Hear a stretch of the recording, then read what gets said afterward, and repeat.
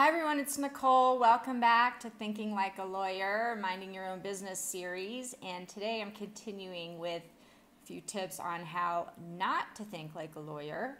And in this particular segment, I want to invite you to look at the world in terms of both and versus either or. So a lot of times the way our legal system is set up, it's an adversarial system in which there's a winner and a loser. Now there are certain types of legal processes in which you have mediation and collaboration, and that's like a win-win, and that's, I'm looking at the general view of how our justice system tends to work, and lawyers in litigation especially, it's either or. And this mindset is actually very common in business as well. There's sometimes a scarcity consciousness that there's not enough for everyone. And what if there were enough for everyone? What if we looked at possibilities in terms of, I'd like to have this and that, or I can envision having this and that. And so this takes a little bit of self-inquiry to think about, are you creating any limitations in your business? And a lot of times, especially in some of the early kind of positive thinking, metaphysical texts, it was, what are you willing to give up to have your dream? What are you willing to sacrifice?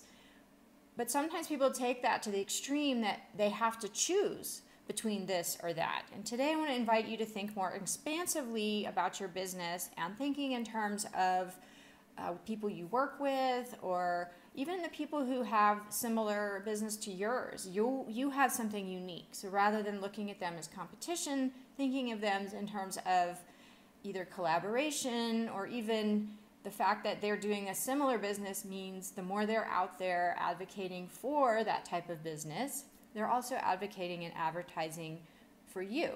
And so looking at the world in your business world in terms of both and expansive cooperation and enough for everybody, prosperity consciousness.